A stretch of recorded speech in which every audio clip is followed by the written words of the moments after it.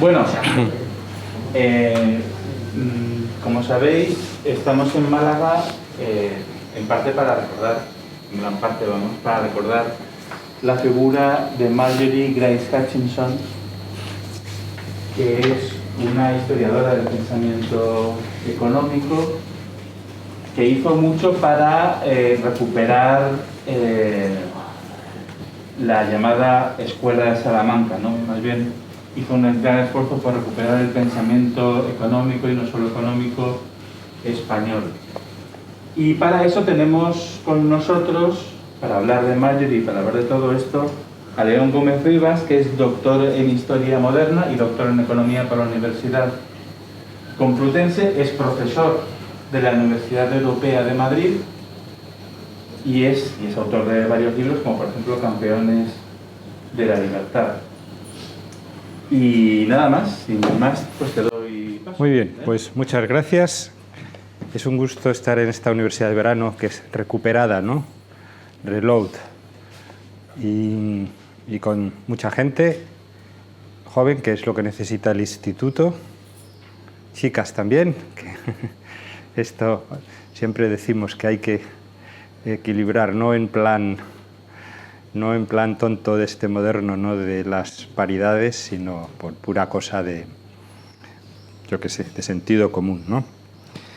Entonces, sí, vamos a enlazar un poco esta charla con la visita de ayer al cementerio inglés. Os voy a decir, si alguien queréis escribir mi correo electrónico, aunque lo tendréis por ahí, y si miráis en la web aparezco, es leon.gomez@universidadeuropea.es. De todas las cosas que venimos hablando estos días ya en los grupos después de las charlas, cualquier cosa, pues me encontráis ahí. Yo he publicado hace poco un libro que se llama, esto que decía José Carlos, Campeones de la Libertad, que son todas las colaboraciones que hacía yo mensualmente en el instituto, en la página web del instituto. Estuve durante 10 años escribiendo sobre temas relacionados con los escolásticos, desde el año 2007 o 2008 que conozco el instituto, un poco antes a lo mejor, ¿no? Y ese es un libro que publicamos en Unión Editorial y con un centro que se llama Diego de Covarrubias, que también tiene un nombre escolástico. El centro Diego de Covarrubias es un pequeñito think tank de un perfil, si conocéis el mundo anglosajón, parecido al Acton Institute, que es un instituto, y en el lema pone cristianismo y economía de mercado. Y entonces la parte de acercamiento, de approach al pensamiento liberal es una parte interesante y discutible, que es se entienden y cómo dialogan el pensamiento cristiano y el pensamiento liberal, porque esto ya también seguro que habrá debates, es un entendimiento a veces complejo, ¿no? Y los escolásticos tienen mucho que ver en este posible debate, ¿no? Entonces, en ese pequeño think tank, Diego de Covarrubias, que lleva mucho menos tiempo funcionando, pues tiene con el nombre de otro autor de la Escuela de Salamanca, don Diego, que usa mucho, Jesús Huerta de Soto, una frase que a propósito de cuál sea el precio justo, Covarrubias dice que puede ser muy disparatado el precio que esté dispuesto a pagar una persona, pero que si lo hace en libertad es justo, ¿no? O sea, como rompiendo esa especie de dilema moral que había en su época, y hoy todavía sigue habiéndolo, ¿no? Sobre cuáles son los límites. Hombre, estos autores hablaban de una moderación, pero desde el punto de vista de la virtud, no desde el punto de vista del control del Estado, ¿no? Entonces, Covarrubias tiene esas frases sobre el precio justo. Otra cita que usa mucho Huerta de Soto, que es de otro instituto, Juan de Lugo, de nuestros amigos del norte, ¿no? Es eso de que el precium justum mathematicum solo lo puede saber Dios, en el sentido de que es imposible intentar hacer una fórmula exacta para descubrir cuál es, pues eso, ¿no? el valor, en este caso exacto, de las cosas. Y en general esa cita la usamos un poco para decir cómo la modelización económica pues es una utopía, ¿no? Pues, muy bien, pues y también estoy ahora haciendo un poco de marketing. Podéis ver esto que voy a hablar, por ejemplo, tuve una larga conversación en el Club de los Viernes, que está en un podcast. En el Instituto Juan de Mariana también me grabasteis un Café Viena, que uno ahí cuenta su vida y milagros, pero está muy bien. Y os recomiendo que escuchéis el de Pedro Esbarz, el de Carlos Rodríguez Brown, el de Huerta de Soto, el de José Carlos, ¿no? Porque además conoces a la gente y yo creo que eso está muy bien, ¿no? Luego uno a lo mejor se arrepiente de lo que ha contado ahí, pero estamos expuestos al escrutinio, ¿verdad? Que eso también es muy liberal.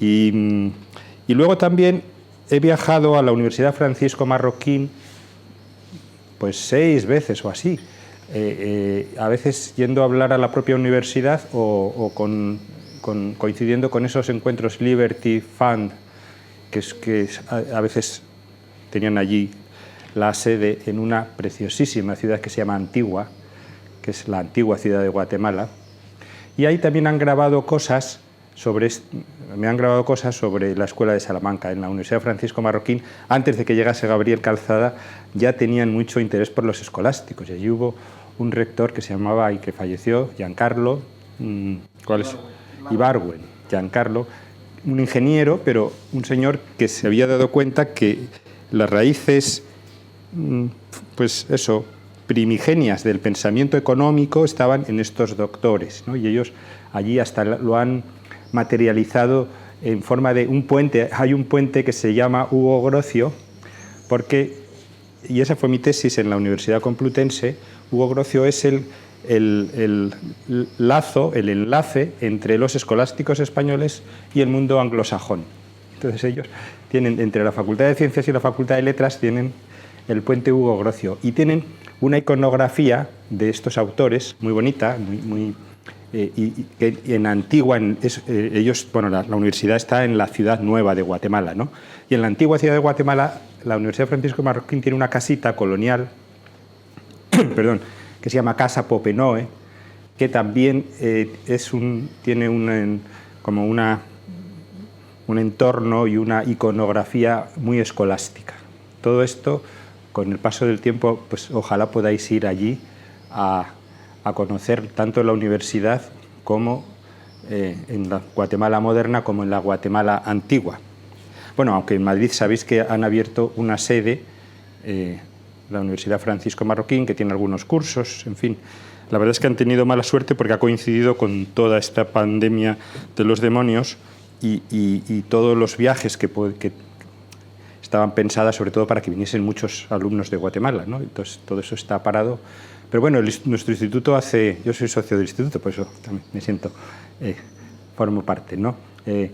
Allí hace poco hemos tenido esa feria del libro liberal y usamos las instalaciones que nos dejan o nos alquilan, ¿no? Porque aquí todo hay que hacerlo también con sentido empresarial y con sentido de coherencia, ¿no? Bueno, pues entonces la Escuela de Salamanca. Vamos a ver por qué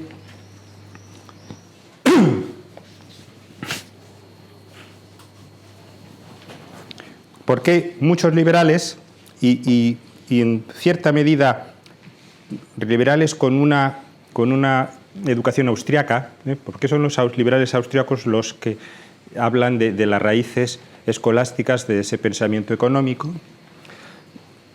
y a partir del libro de Marjorie.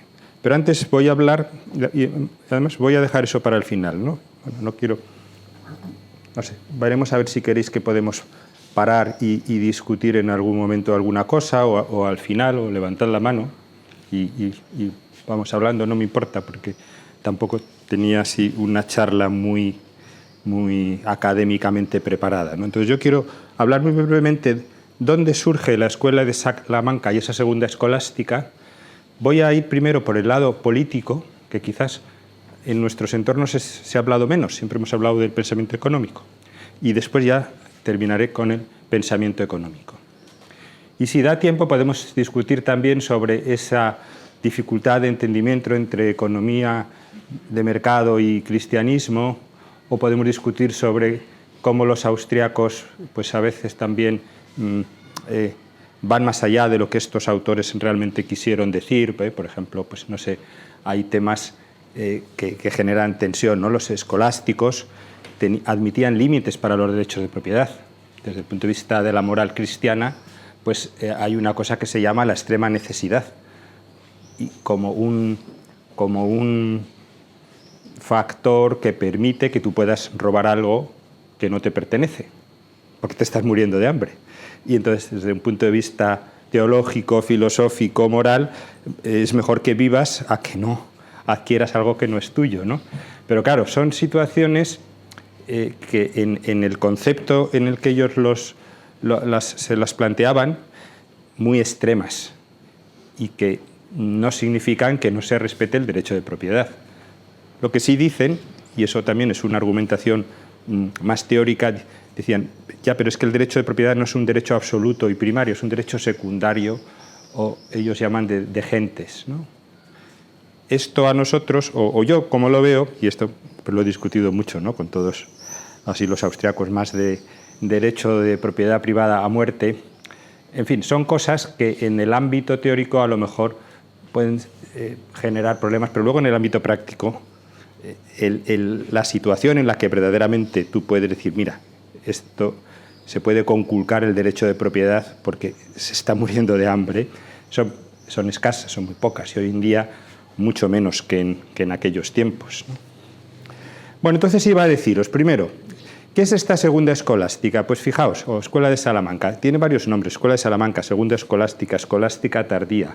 Ahora estamos discutiendo si es escolástica española o escolástica iberoamericana o escolástica ibérica. La idea principal es que en el siglo XVI, y además esto es una cuestión históricamente muy clara y muy identificada, en el siglo XVI, a principios de los años 20, 1520 y muy pocos, en la Universidad de París, unos dominicos de repente cambian el sistema de enseñanza de la teología que llevaban trabajando 200 o 300 años, que era estudiar un libro que se llamaba Las sentencias de Pedro Lombardo y leer la escritura, y eso era como el currículum habitual, ¿no?, los manuales, que entonces eran uniformes, y entonces tú, además era fascinante, tú estudiabas teología en Oxford y podías seguir en París y podías seguir en Salamanca porque estudiaban lo mismo. Bueno, pues estos dominicos hacen una cosa revolucionaria, que es ponen la Suma Teológica de Santo Tomás como libro de texto, con un dilema por detrás también interesantísimo sobre el problema de los nominales, el nominalismo, en fin, bueno, cuestiones que ya escapan a nuestro interés, pero eso ocurre, como digo, en un lugar y en un sitio. Y hay un dominico español que está estudiando allí, que se llama Francisco de Vitoria. Termina sus estudios, viene a España, está un año en Valladolid, y en el año 27 o así va a Salamanca, saca una cátedra de teología y se pone a explicar la Suma Teológica. Ahí ha empezado la Escuela de Salamanca. El manual de teología, que va a estar luego otros 300 años, y hoy en día hoy hay muchos manuales, pero hoy en día la Iglesia Católica sigue considerando que la base de su enseñanza teológica sigue siendo la doctrina de Tomás de Aquino. ¿Y qué es lo que tiene la Suma Teológica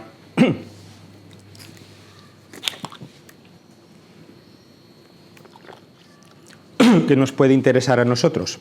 Porque realmente la Suma de Teología, esto también, echarle un vistazo alguna vez, en internet estará seguro, pues es un tratado de teología que trata de Dios, la creación, yo qué sé, el tema de la Trinidad, todas estas cosas, y luego va estudiando las cuestiones relacionadas con el hombre desde el punto de vista cristiano, que es pues la salvación, un tema que luego va a generar un problema brutal, que es la Reforma Protestante, que es la gracia, las obras, te aparece ahí Lutero, los sacramentos, bueno, pues todo eso aparece en la Suma. Y luego tiene algunos capítulos menores que tratan de cuestiones relacionadas con lo que llamaríamos teología moral, que son las virtudes, la justicia, la fortaleza, la templanza. o la caridad. Y en esos estudios entraban, por ejemplo, una disquisición sobre cuál es el precio justo, o la guerra de Velo, que está también en otro aspecto de virtudes.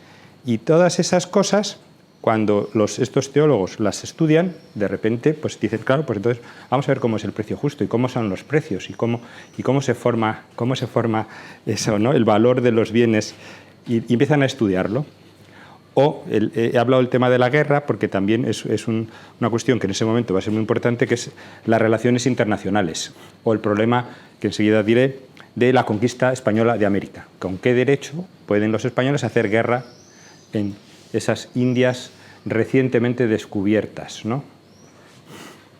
Hola, si estás viendo este vídeo es porque eres seguidor de la actividad del Instituto. Si te gusta lo que hacemos y lo que decimos, puedes apoyarnos. ¿Cómo? Es muy sencillo. Puedes hacerte miembro del Instituto o miembro del canal de YouTube. Con la membresía contarás con descuentos y también con contenido exclusivo. Además, estarás ayudando a divulgar las ideas de la libertad. ¡Anímate! Bien, pues a partir de este soporte tenemos que empieza Francisco de Vitoria en Salamanca a explicar y a generar una escuela.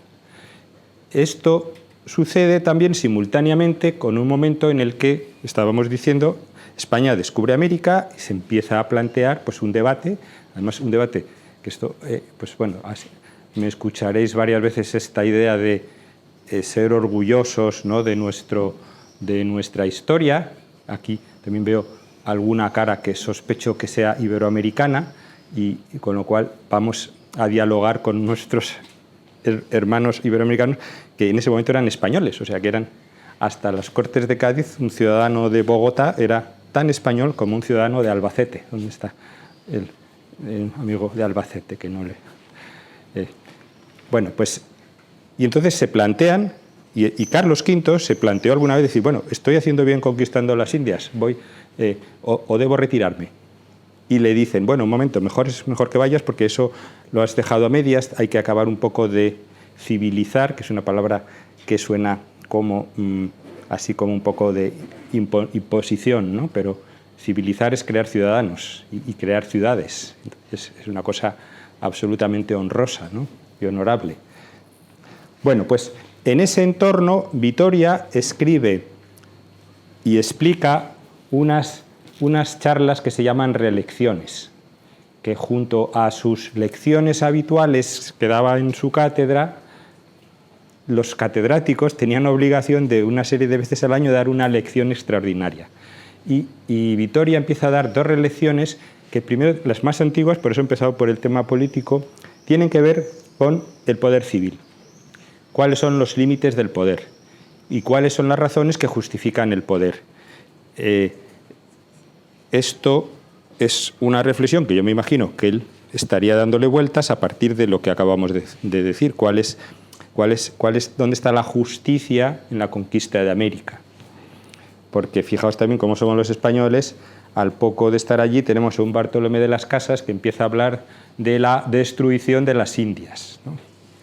Y este librito es el que dio lugar a una serie de panfletos en Holanda, dibujando a españoles ahí comiéndose a los indios y cortándoles las piernas, y se difunde por Europa, y entonces parece que eso es la destrucción de las Indias. Dime. Nunca he entendido por qué hizo eso.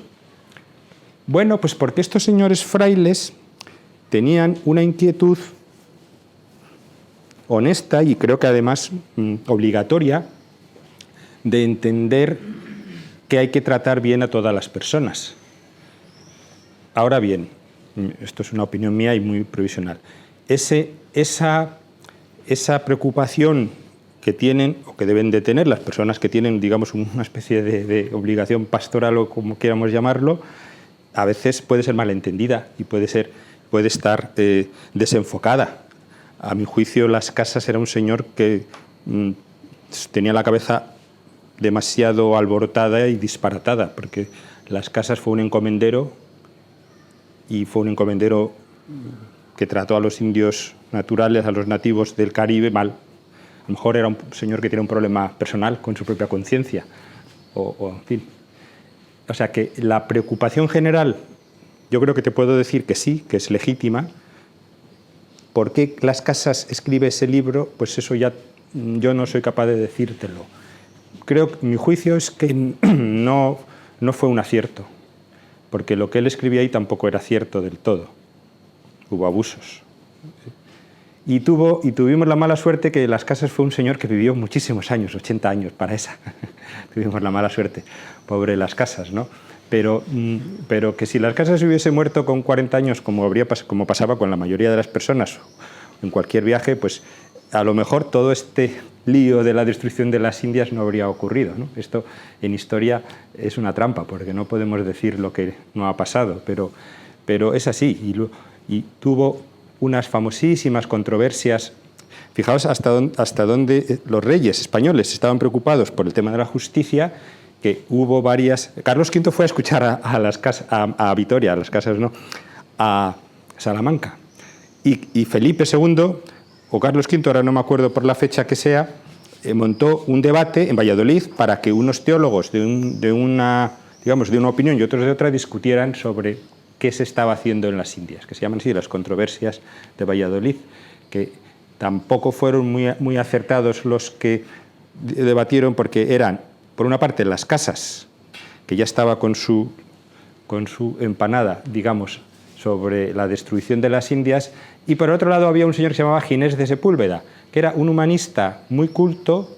No sé, luego vamos a hablar del humanismo y del comienzo del siglo XVI, pero desde mi punto de vista atrasado a lo que luego vendrían Vitoria y los demás escolásticos, porque este era un señor muy aristotélico en el sentido, la parte mala de Aristóteles, que justifica la esclavitud y que bueno, pues tiene un pensamiento muy medieval sobre cómo es la relación entre las personas, mientras que los escolásticos, como ya voy a decir ahora mismo, enseguida ven que los americanos tienen los mismos derechos que los españoles. Y cuando Vitoria empieza a hablar de los indios, sobre todo hay dos cosas muy importantes que dice en esas reelecciones, es que tienen un derecho de propiedad absolutamente, pues eso, ¿no?, incuestionable y natural, y que los españoles no tienen derecho a quitárselo, porque, aunque fuesen infieles y aunque hicieran, como hacían, sacrificios, que usaban esa palabra, nefandos, ¿no?, que no se pueden hablar de ellos, ¿no? Y igualmente que tienen derechos de propiedad, tienen derechos de organización social y tienen derecho a tener su autoridad y a tener sus gobernantes. Entonces, cuando Vitoria os he dicho la reelección sobre el poder. Tiene dos sobre los indios. Uno se llama De Indis y otro sobre el de Velo, que también es de Indis, como le llamaba, secundum, o la segunda parte, ¿no? Y entonces ahí Vitoria lo que está diciendo es cuáles son los títulos justos por los que los españoles pueden ir a América. Y entonces, con una modernidad tremenda, dice: de ninguna manera porque el Papa se los haya donado, porque sabéis que todo el tema del descubrimiento de América con los reyes católicos es conseguir las bulas del Papa para que los españoles puedan conquistar América. Y Vitoria, muy pocos años después, un dominico, y además no revolucionario, como si fue Las Casas, o como un agustino, como pudo ser Lutero, un dominico ortodoxo, dice: no. El poder del Papa no abarca a las cuestiones civiles, no puede, y de ninguna manera puede decirle a un emperador que tiene derecho a conquistar las cosas ajenas. Ni siquiera el emperador, decía también, puede conquistar América aludiendo a que es emperador. Y al final Vitoria va analizando cuáles son los justos títulos y dice: los españoles solamente pueden justificar su presencia de una manera por la guerra en América por el derecho de comunicación. Es decir, porque vayan allí a comerciar o a explicar el Evangelio, que es lo que ellos consideraban que tenían una obligación moral de hacer, no de imponer. Y estos escolásticos, por ejemplo, también eran sorprendentemente modernos, diciendo: a los indios no hay que bautizarlos así porque sí, hay que respetar su libertad. Domingo de Soto, por ejemplo, otro escolástico, era también rotundo. Ahora voy a hacer un paréntesis. Lo triste, o en fin, es que este pensamiento, desde mi punto de vista, no caló en la sociedad. Entonces, estos autores dijeron unas cosas que hoy las vemos actuales, sorprendentes, pero en su momento no salieron de las aulas universitarias. Entonces, es un problema de cómo, pues a veces eso, ¿no? Un mensaje no llega. Bueno, pues entonces estoy diciendo este derecho de comunicarse como única justificación para la conquista de América.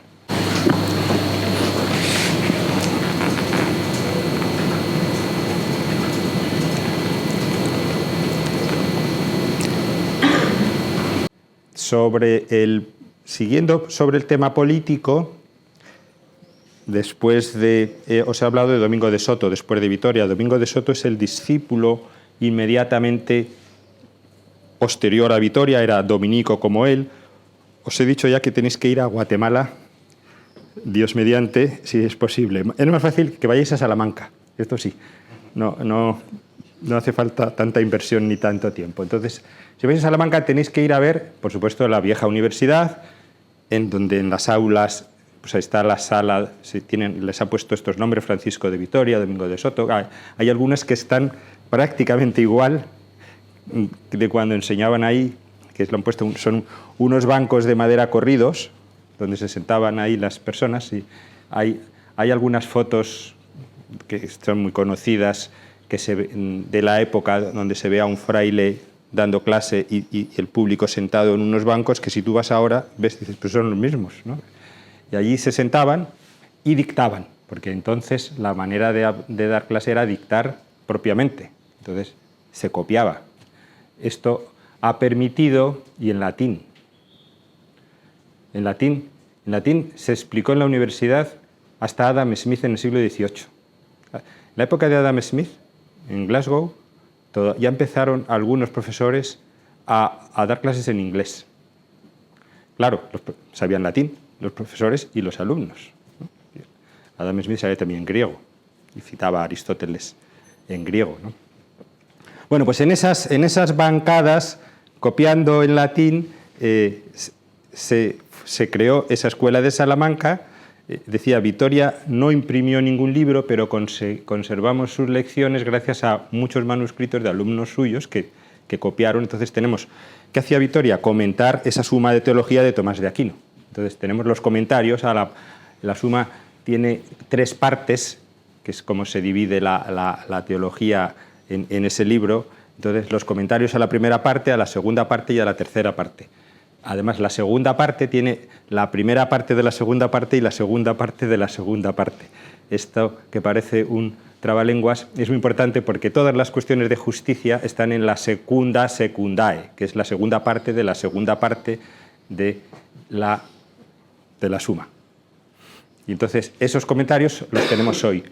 Un alumno suyo que estaba ahí sentado en esos bancos de madera, que luego sacó la posición y fue catedrático, es Domingo de Soto. Domingo de Soto ya sí publicó libros y además tuvo mucho éxito entonces, en vez de llamarlo comentarios a la suma, le llamó sobre la justicia y el derecho, porque él empezó a publicar estas cuestiones que se dieron cuenta que era lo que le interesaba a la gente leer, temas sobre el precio justo, el salario justo, ¿no? la justicia en los intercambios, y qué es la ley, en fin, cuestiones que más allá de las explicaciones sobre la Trinidad que interesaban a los teólogos, estas otras cosas interesaban a todos los ciudadanos, ¿no?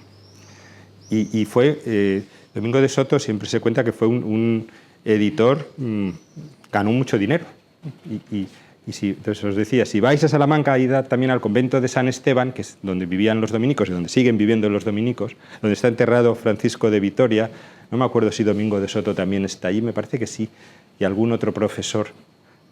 Y entonces ahí hay una súper escalera de mármol que siempre, cuando vas allí te lo cuentan. Esto la mandó construir Domingo de Soto con sus copyrights que tenía de todas sus ediciones que se editaban pues en Salamanca, en París, en Lyon, en Ámsterdam, ¿no? En Roma o en no sé en qué ciudad italiana. Y hemos dicho Vitoria maestro, Soto discípulo, y así hay como una sucesión durante el siglo XVI de maestros y discípulos primeramente dominicos. Pero a final del siglo XVI aparecen los jesuitas, que se fundan a mediados de ese año. Sabéis que en Madrid hay una universidad jesuita, que es Comillas, que es más conocida como ICADE, aunque ICADE e ICAI forman parte de la Universidad de Comillas, que tiene también una sede muy grande por detrás de la Autónoma. Luego los jesuitas tienen también una que ahora está pegando muy fuerte aquí abajo en Sevilla, Loyola. Bueno, y luego está Deusto también, ¿no? Que son, bueno, pues los jesuitas, iba a decir, y están celebrando este año la conversión de San Ignacio de Loyola, que fue hace 500 años, o sea, que es o 500 o 450, bueno, no lo sé. El caso es que a mediados de ese siglo XVI aparecen los jesuitas con muchísima fuerza, van a la universidad y va a haber como una tercera generación de jesuitas o de doctores universitarios que son jesuitas, no solamente en la universidad pública, porque también empieza a haber problemas, sino ellos montan sus propios colegios y entonces diríamos que frente a la universidad estatal pública, he dicho pública, habría que decir real, ¿no? Las universidades reales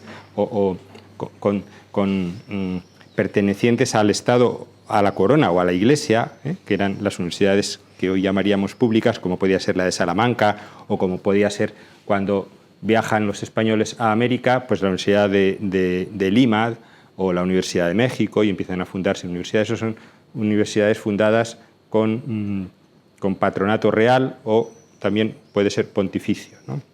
Los jesuitas tienen sus propios colegios, que iba a decir, pues son universidades privadas, compiten, y de alta calidad. Y entonces los jesuitas fueron y han seguido siendo durante muchos años pues gente de alto nivel intelectual o van a tener entre sus misiones o a la gente que van a reclutar es gente, pues eso, ¿no?, de una buena calidad académica. Y entonces ahí nos aparecen Juan de Mariana, Francisco Suárez y toda otra generación de autores que igual, y estos los debates que decíamos antes sobre el nombre, igual no se puede hablar de ellos de segunda, de escuela de Salamanca, porque algunos es que ni siquiera estudiaron en Salamanca.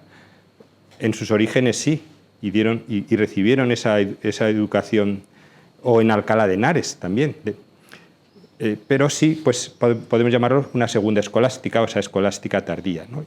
Y estos jesuitas, en caso, es que van a seguir más o menos el mismo esquema de comentar la Suma de Teología de Tomás de Aquino, con otros formatos pedagógicos, pero afrontando estos mismos problemas. De tal manera que estamos, y voy a terminar ya el tema político, Juan de Mariana escribe un libro, que esto ya no es un manual académico, sino es otro estilo, que es lo que se llama un libro de educación del príncipe, que se llama el de Regge, sobre el rey y la institución real, que se ha editado el Instituto Juan de Mariana, que es un tocho muy gordito. Ese libro lo que trataba era educar y dar un mensaje. Hay otra palabra que me hace gracia, que se llama libros espejo para los príncipes, que tienen que ver cómo es el príncipe ideal, ¿no? Bueno, pues le va dando instrucciones y todo el aparato político, toda la parte política de ese libro sigue lo que os he dicho de Vitoria, que es como una enseñanza general de esta segunda escolástica de que el poder no tiene derecho sobre la libertad de los ciudadanos, sobre la propiedad privada, los límites de esa actuación de los gobernantes, que tienen que respetar la ley, que deben...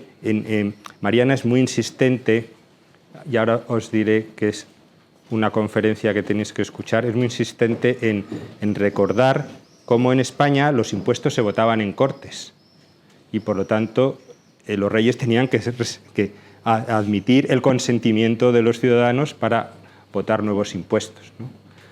Y en general, y esto lo elaborará después más Suárez, esa idea de que el gobernante tiene que respetar o tiene que someterse a ese consentimiento de los ciudadanos, con un formato así ya en sentido general de concepción del poder político que es también novedoso para esa época y además justo lo contrario de lo que nos dicen los libros de historia. Estos autores dicen que el poder viene de Dios, son cristianos, pero llega de Dios al pueblo, a la sociedad. Y la sociedad se lo transfiere al gobernante. Y esto Suárez lo escribe discutiendo con el rey Jacobo de Inglaterra, que él dice que yo soy rey por la gracia de Dios, como se ha venido diciendo en la Europa absolutista desde entonces. Y estos autores ya dijeron, no, usted es rey por una autoridad que le llega de Dios, es verdad. El libro de Suárez, que se llama De Legibus ac Deo Legislatore, sobre las leyes y Dios legislador. En fin, claro, ahí está la autoridad suprema, pero ese poder no te va directamente, llega a la sociedad y la sociedad lo transfiere. Y cuando lo transfiere la sociedad se queda con unas cartas para que si el rey no actúa respetando a la ley, pidiendo ese consentimiento del pueblo, transgrediendo normas, pues entonces se le puede quitar ese poder que no es suyo, que lo tiene por delegación. Y es todo ese debate sobre el tiranicidio en el que Mariana escribió a lo mejor de una manera un poco impetuosa, diciendo que sí se puede matar al rey, aunque luego no lo dice de esa manera tan clara, pero bueno, se dice que Mariana pues es defensor del tiranicidio. Esto habría que discutirlo muchísimo, ¿no? Bien, pues entonces aquí termino lo político y vamos a decir muy brevemente lo económico. Lo económico descansa en lo que ya os he avisado, como en estos aspectos de los comentarios a la Suma de Teología hay unas preocupaciones por cuestiones de economía y en concreto por cuestiones sobre los precios justos, sobre la usura, sobre cómo sea los préstamos, que es un tema muy complejo, que no terminó de resolverse, pero bueno, en general sí, y de los precios a una teoría del valor, bueno, o sea, cuál es el precio justo, pero el precio ¿a qué responde? Al valor. Todo esto además es aristotélico, o sea que tampoco ellos descubren nada nuevo, ¿no? O el derecho de propiedad, o, bueno, a partir de ahí, ahora hablaremos de la teoría cuantitativa, la manipulación de la moneda, etcétera, etcétera, ¿no? Entonces, junto a estas disquisiciones más teóricas sobre qué sea la justicia en algunas operaciones económicas, en ese momento, lo mismo que decía que se coincide con la coyuntura del descubrimiento de América y todo un debate político, también hay un debate económico, que es el incremento de los precios que está ocurriendo en la España del siglo XVI como consecuencia de la llegada de la plata americana, sobre todo plata, oro llegó muy poquito. Y un problema moral, y entonces empiezan a escribir otro tipo de literatura. Hemos hablado comentarios a la Suma, hemos hablado de libros espejo de educación del príncipe, pues ahora voy a hablaros de un tercero, que es los libros manuales de confesores, que son libros en los cuales estos catedráticos de la universidad explican a los sacerdotes que confiesan a la gente cómo tienen que moverse en esas cuestiones de tipo económico. Ahora voy a hacer ese paréntesis que decía, hace muy poquito nuestro instituto le hemos dado el premio Juan de Mariana a Federico Jiménez Los Santos, como algunos sabéis que hemos hablado estos días, ¿no? Y en su discurso de aceptación Federico habla del padre Mariana y hace un juego muy divertido sobre los debates o las críticas que hace Mariana a los abusos de poder aplicándolos a el presidente de gobierno Sánchez, ¿no? Y de las cosas que dice Federico, pues es eso, que esto no se puede entender sin esa preocupación moral que era la que tenían los autores de esos manuales de confesores. ¿Y qué van a hacer estos autores? Pues ir a ver qué es lo que está pasando en la realidad, que esto es una característica muy típica de la Escuela de Salamanca, y ahora enseguida hablaré de Marjorie, que ella lo dice. Era gente que Tomás de Mercado, otro autor, iba a las gradas de la Catedral de Sevilla, que era donde se hacían las operaciones comerciales, para ver lo que se hablaba allí, ¿no? Entonces era gente que analizaba los problemas, pero no desde la cátedra o desde el confesionario, sino desde la realidad, ¿no? Y entonces empiezan a darse cuenta, con todo este background que tienen, que cuando llega mucha plata a Sevilla, el problema es que se está generando algo que ya Aristóteles, vuelvo a mencionarlo, había visto, que la abundancia o escasez de un bien influye en su valor y por lo tanto en su precio, ¿no? Entonces, un año que hay una buena cosecha de vino o de olivas, pues el precio baja, ¿no? Esto mismo pasa con la moneda. Cuando llega mucha plata americana, el valor relativo de la moneda baja con respecto a los bienes y simplemente lo que se produce es una inflación. Y cuando un comerciante de Sevilla, porque llega una flota, se encuentra con que pagan más por unas telas que a él le habían costado muy baratas y de repente le dicen estos autores, eso es un precio justo, es un precio que se da en el mercado, aunque siempre dicen sin dolo ni engaño, porque no puede haber monopolio, y lo critican, monipodio dicen, o no puede haber acaparación, eso tampoco sería justo, ¿no? Y además hay que decir, esto es un paño de algodón 80%. Entonces, con esas condiciones te pueden pagar lo que en ese momento el mercado aplique o admita. Entonces, a partir de esa teoría de los precios, entran a una teoría de la moneda, o a teoría de la moneda, teoría de los precios, surge la teoría cuantitativa de cómo efectivamente el precio de los bienes está ¿cómo es? P es igual a F de M o algo así, ¿no? El precio de los bienes está en relación con la masa monetaria. Pues bien, y ahora venimos a 1952. Esto que en el ámbito de la teología más o menos era conocido, o en el ámbito del derecho internacional era conocido, en el ámbito de la economía era muy poco conocido. ¿Estoy haciendo mal con respecto de la cámara o qué? Me estoy... No sales de la mesa, no sales del encuadre. Pero entonces me vengo para acá, que estoy viendo aquí inquietud. Y entonces, una mujer que luego hablaremos en la segunda parte de Marjorie de hoy, que es la mesa redonda, ¿por qué razones lo hace? Escribe un libro que se llama The School of Salamanca, 1952. Y revoluciona, entre comillas, porque tampoco se le prestó mucha atención, y desde luego en España poca, pero va a crear un germen revolucionario desde el punto de vista de la teoría económica, explicando cómo efectivamente estos autores dieron con unas claves para entender algunos acontecimientos económicos, pero que son importantísimos, porque la teoría del valor económico, todos los que estudiéis economía veréis que es la clave, ¿no? Y todo el tema de la utilidad marginal, de la revolución marginalista, y Adam Smith y el trabajo, todo eso se podría haber resuelto si hubiésemos seguido lo que hablaban estos autores sobre cómo se genera la inflación cuando abunda la cantidad de dinero en circulación, ¿no? Y además entienden, incluso, esto el profesor Huerta de Soto han entrado ahí muy a fondo, que entienden también dentro del dinero préstamos bancarios o depósitos que están en la banca, pero que son depósitos abiertos o no abiertos, o si tiene que haber coeficiente o no tiene que haber coeficiente. Pero ellos ya se dan cuenta que en el valor de los bienes influyen muchas cosas. Y otro autor, que ya es un jesuita de esa tercera generación, Luis de Molina, te dice, para el valor de un bien hay que ver primero qué cantidad de ese bien hay, cuántos compradores y cuántos vendedores. Eso ya lo había visto Francisco de Vitoria, y decía, si yo quiero vender una casa y la quiero vender ya, pues me pagarán menos si yo estoy buscando una casa y estoy en esto. Pero Molina dice, ¿qué expectativas hay de cómo vayan? Yo digo que Molina ya descubrió el mercado de futuros y opciones, porque él habla de expectativas de compradores y de expectativas de vendedores y de expectativas de producción de los bienes, ¿no? Y de expectativas de cantidad de dinero que haya en un mercado. Todo eso hace que se ajuste un precio en un momento determinado.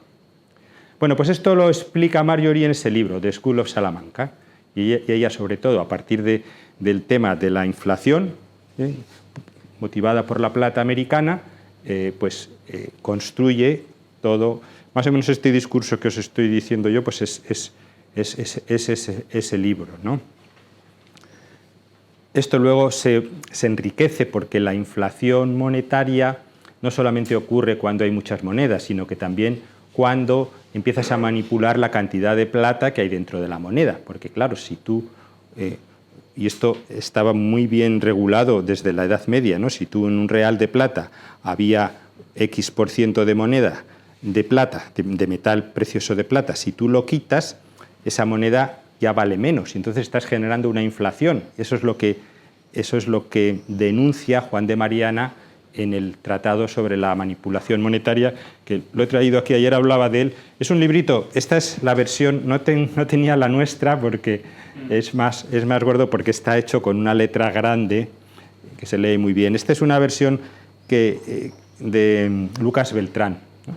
Entonces, aquí Mariana, ya esto tampoco vamos a entrar porque lo habréis escuchado, cuando lo cuenta también Huerta de Soto en esa conferencia, cuando discute al rey de España diciéndole: usted no puede meter más cobre en las monedas de lo previsto y por tanto quitar plata, porque está generando una inflación y están haciendo que suban los precios, y si está haciendo que suban los precios está realmente cobrando un impuesto justo a sus ciudadanos, porque les está haciendo que sea más cara su vida, ¿no? el coste de la cesta de la compra. Y todo es porque el rey, con esa plata que no deja de poner, pues fabrica otras monedas, ¿no? Entonces si con una tonelada de plata fabricabas 1 millón de monedas, pero ahora fabricas 1.200.000, acabas de generar un desajuste, y esos 200.000, Mariana explica que es un impuesto que tú has cobrado a los ciudadanos sin pedirles su consentimiento. Y además dice, y eso además es malo, porque generas un desajuste económico. Eso lo explica muy bien Marjorie, habla de estas cuestiones, de los precios, habla de la usura, en The School of Salamanca, y ese libro llama la atención, y luego discutiremos a Suárez, a Hayek y a los austriacos. Yo diré que Hayek realmente no se enteró muy bien de todo esto, tardó en darse cuenta, pero años después, sobre todo Rothbard, es el que escribió primero un articulito que se llama La prehistoria de la escuela austriaca. Y dice, estos son nuestros antepasados, ¿no? Y luego ya en el manual de ese gordo ya todavía lo desarrolla más. Y Marjorie también en ese librito de School of Salamanca es la que explica que esto además, llega este pensamiento os hablaba antes de Hugo Grocio y los filósofos del siglo XVII, y a través de ellos llega a Adam Smith y la Universidad de Glasgow. Y esa fue la tesis que yo estudié en la Complutense. Pero eso mismo, y lo dice también Marjorie, se puede ver una ruta que se difumina por Europa. Esto llega también a Italia, y en Italia hay unos economistas también herederos de esta segunda escolástica. Hay un debate sobre cómo llega a Austria y a Viena, a la Universidad de Viena, porque lo lógico sería decir, pues Menger conoció a los escolásticos. Pero este chico, Elias Huber, que fue un alumno del máster de Jesús Huerta de Soto, ha demostrado que no, que realmente directamente Menger no leyó a los escolásticos, o muy poquito. Eso no quita que entre el siglo XIX y el siglo XVI no hubiese una tradición que sí que llegó ese pensamiento, ¿no? Dime. Vale, sí. Pues yo pienso que de todo esto era lo que quería haber dicho. El debate sobre los pobres, que es otro debate económico.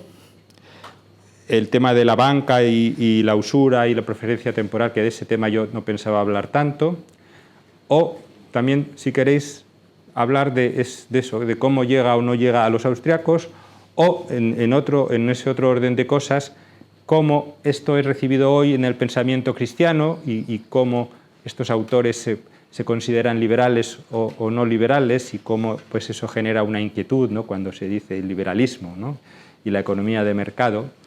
Bueno, pues como veis, hay temas que son puramente históricos, pero otros temas que dan pie a debates y a no soluciones, porque son temas que no necesariamente tienen una respuesta única.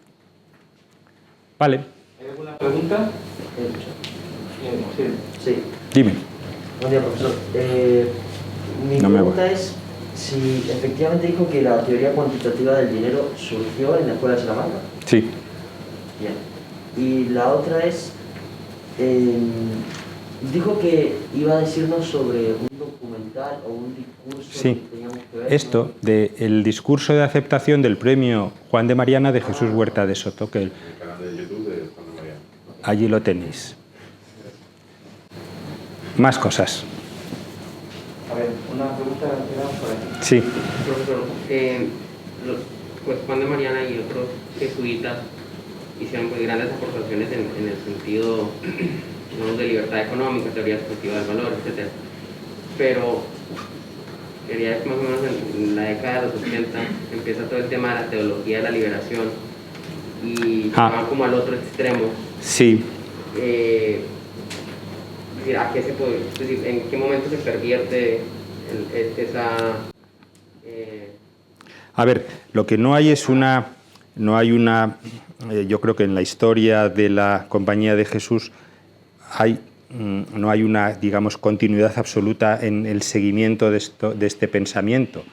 Más o menos hasta el siglo XVIII tú miras los colegios jesuitas y te das cuenta que seguían estudiando estas cosas y que estaba ahí Suárez en su obra, pero los jesuitas tienen en cuenta que se les expulsa de todos los reinos españoles y portugueses en el siglo XVIII, y entonces se desmontan esos colegios y se desmontan las universidades. Y luego incluso Roma, ¿cómo se dice? Anula, no sé cuál es la palabra, pero extingue la Compañía de Jesús, que es una cosa fortísima, hasta que se vuelve a restaurar y entonces, en fin, no hay una respuesta de en qué momento se rompe. Lo que sí, si ahora damos un salto al siglo XX y a mediados del siglo XX, pues este es un problema que es parecido a lo que decía a tu compañero sobre las casas. En el siglo XX pues hay un movimiento de preocupación por la pobreza y por la injusticia, y algunos jesuitas efectivamente toman como una postura muy rigurosamente, podríamos llamarlo profética, de decir hay que los pobres es porque efectivamente en el Evangelio dice los pobres no sé qué. Entonces se genera ahí lo que yo pienso, y esto es una opinión, una incomprensión o una mala comprensión de la teología que gran parte de la Iglesia, esto de hablar de la teología de la liberación necesitaríamos mucho tiempo, ¿no?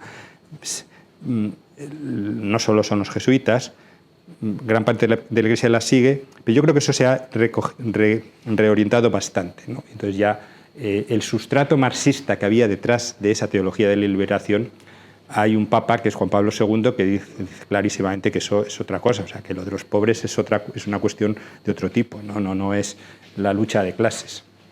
Entonces yo creo que ahora mismo ese tema teológicamente está resuelto. Otra cosa es que haya jesuitas todavía por ahí que siguen con el fusil al hombro, yo creo que cada vez menos, pero creo que está resuelto. Una pregunta por ahí.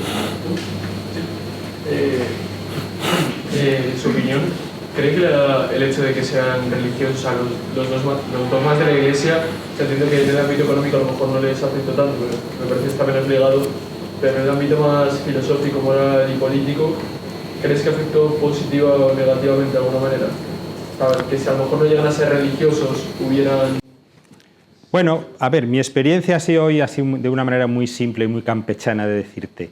Hoy en unas sociedades, y en unos países, y España es uno de ellos, como muy laicizados y muy secularizados, yo tengo colegas que cuando les hablas de un escolástico se imaginan no sé qué monstruo con cuernos y sotanas y completamente, estoy exagerando un poco, ¿no? Pero sí, hoy en día hay una especie de tontería, de sensación de rechazo ante lo que suena a eclesiástico, que también afortunadamente va cambiando, ¿no?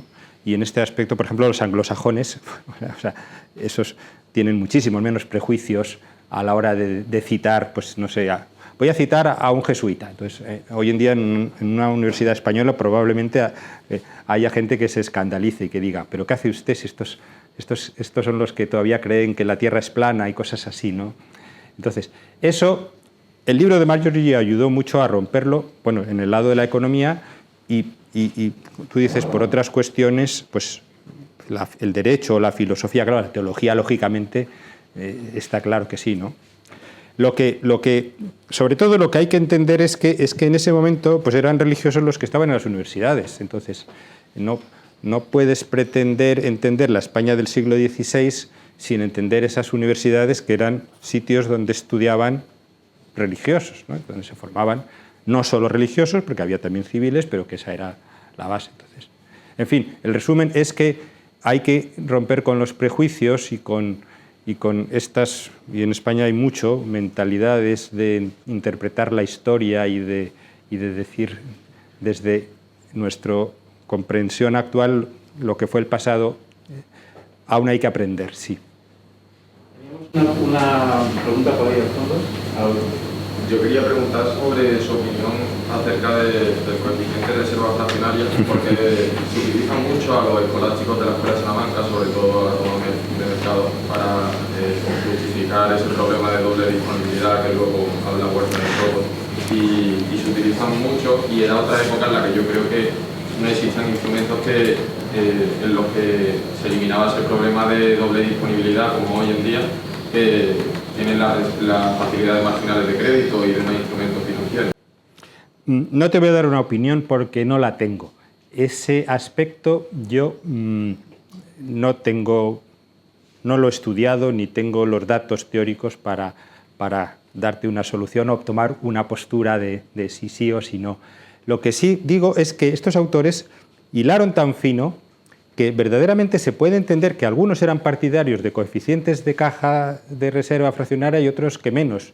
O sea que no es una elucubración mental la que se hace en Rayo y Huerta de Soto cuando quieren, porque es verdad que estos autores discutieron estos temas y además es otra característica de ellos que en muchas cosas no estaban completamente de acuerdo. Y algunos eran partidarios de por ejemplo, en los impuestos hay una variedad enorme de personas que defienden, como Juan de Mariana, que tiene que aprobarse en Cortes, y luego hay otros autores, pues hay ¿cómo se llama? Márquez, un agustino, que dice que no, que una vez que un rey es rey, ya puede hacer los impuestos que quiera.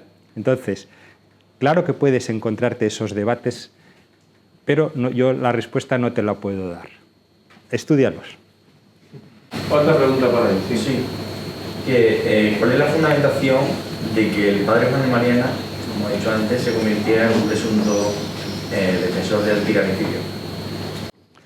Bueno, pues es en el libro del Manual de Príncipes, es el de Regge, que tenéis editado en el instituto, pues va contando cómo a los reyes de Francia, antes hablábamos también de los asesinatos de los Enriques III y Enrique IV, ¿no? Bueno, Enrique IV no, pero es lo que...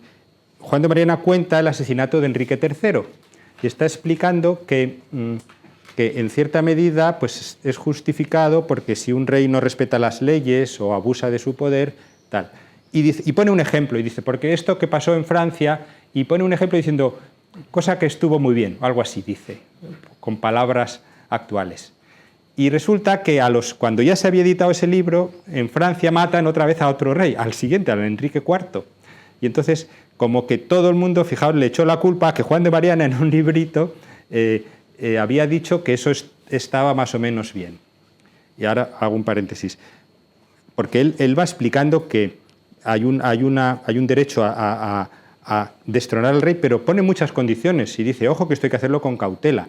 Federico lo explica en este vídeo y dice, porque a veces es peor, y eso lo había dicho hasta Tomás de Aquino, a veces es peor matar a un rey porque te va a venir un tirano todavía peor. Y eso es lo que dice también Mariana. Pero por estas cosas, los franceses no solamente critican a Mariana, sino que queman ese libro en la Sorbona y se convierte el de Regge en un libro proscrito, y entonces ha quedado con esa fama de tiranicida. Y también, déjame que diga, que esto lo dice Gabriel, yo no, la verdad es que no he oído a fuentes primarias, ¿dónde está? Que la Marianne es de la Revolución Francesa, la señora que va con la bandera, es por Juan de Mariana. No lo sé, si no es vero, è ben trovato, ¿no? Porque... Sí. Bueno, muchísimas gracias. Muy bien.